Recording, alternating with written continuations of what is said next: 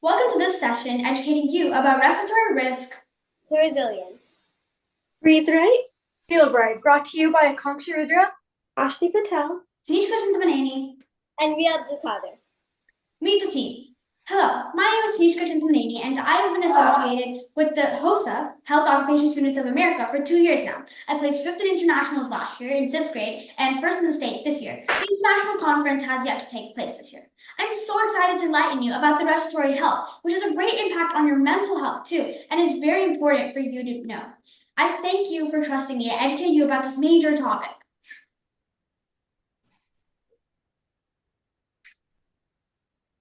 Hi, my name is Riyad Dukhadir and I'm 13 years old. I currently serve as the vice president of my chapter, and this is my second year attending HOSA International. I'm so excited to make new memories and relive the amazing experiences from last year. Hi, my name is Ashni Patel, and I'm passionate about healthcare and medical innovation. I'm an active member of HOSA, where I recently placed 1st at the state level and 5th at the international level last year.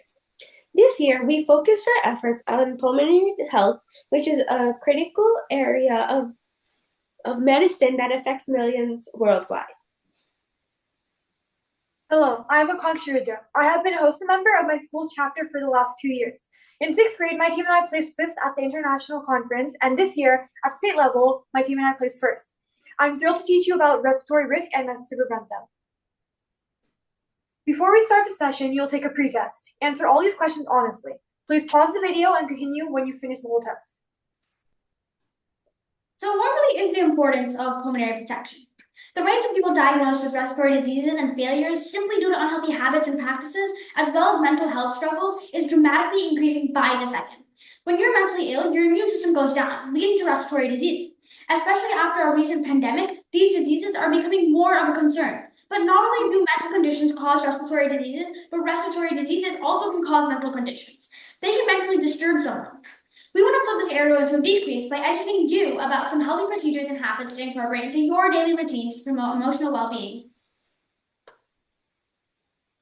How will this benefit us?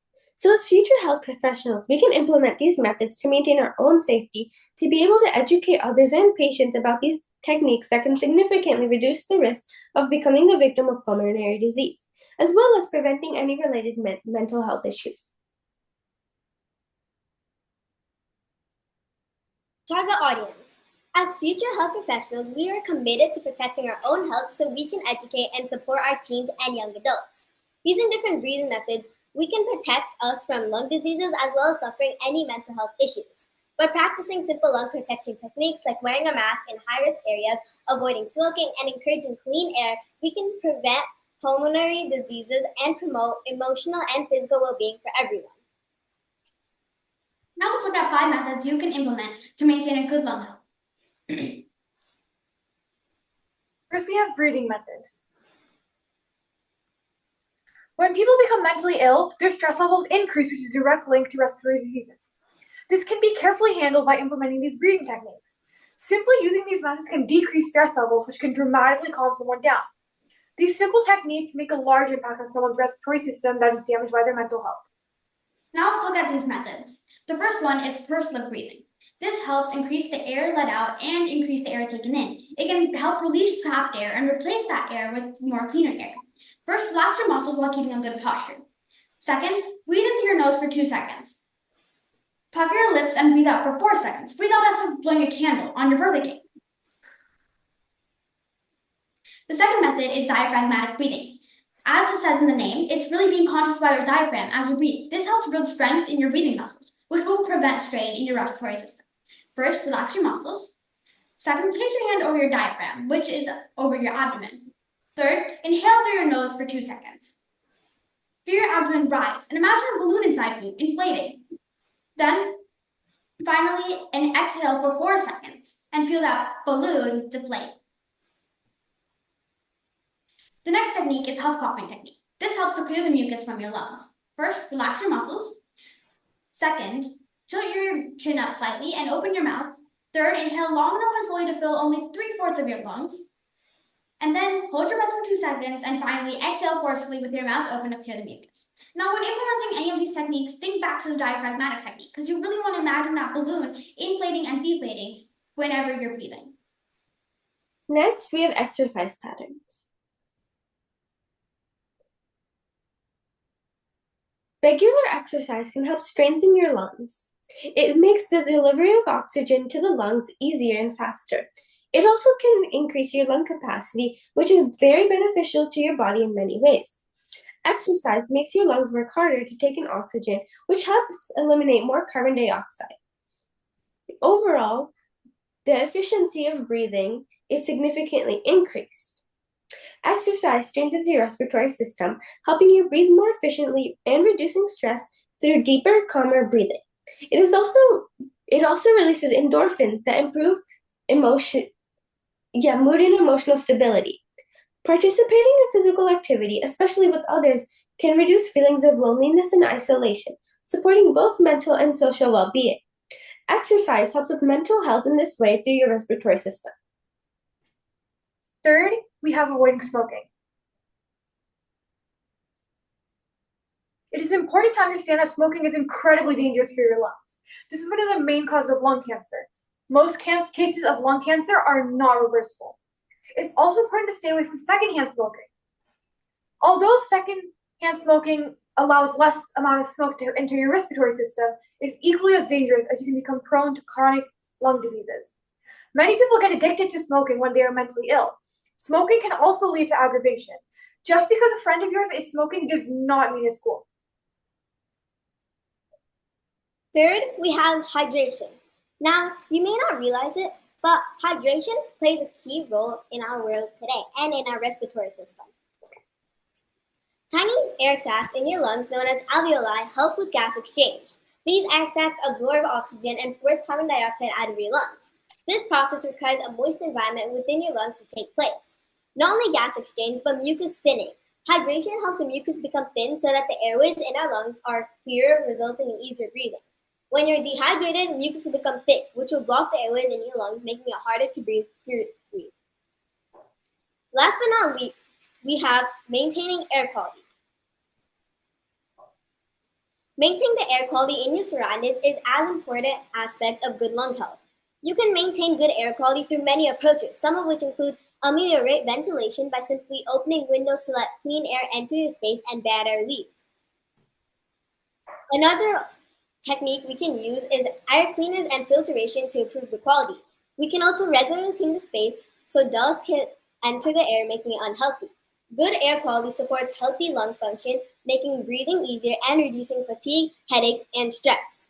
Poor air quality can worsen anxiety and mood, especially in people with respiratory conditions. Exposure to smoke, including secondhand smoke and vaping, can trigger anxiety and negatively affect mental health, especially in those already vulnerable. Now that we finished the session, please answer these post-test questions. They're the same questions you've answered in pre-test, except now you have the knowledge to answer them. Please pause the video and continue once you've finished the whole test. Now let's go over the answers from the test. Question number 1. Which of the following is a technique to maintaining your respiratory system? So as we talked, it would be C, because you would use certain breathing techniques, such as diaphragmatic breathing technique, pursed lip breathing, and huff-cough technique.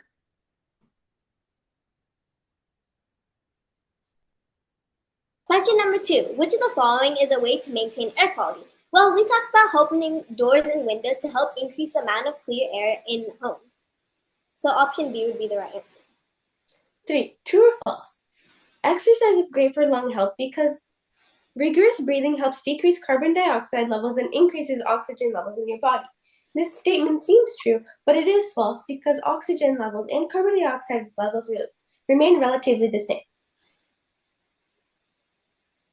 4.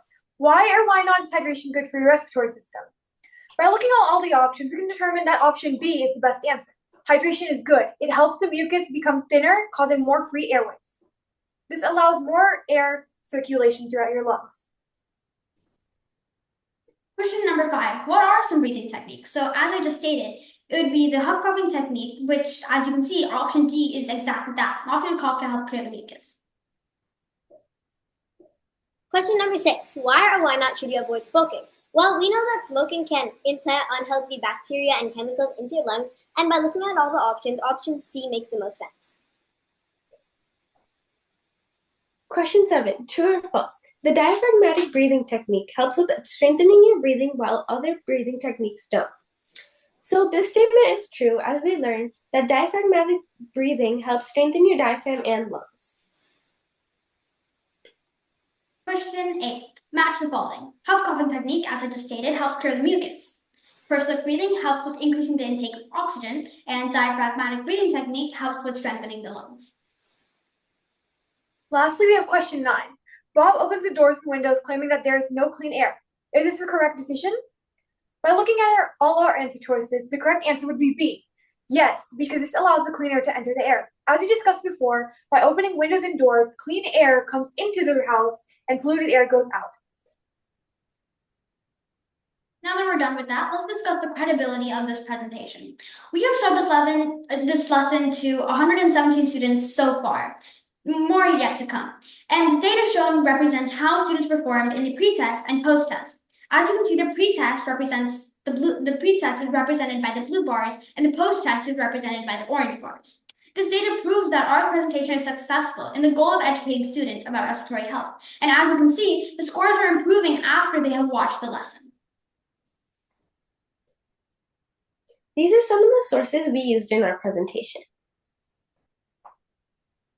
Thank you so much for watching. We hope we've been able to educate you about respiratory risk and methods to prevent them. Thank you. Thank you.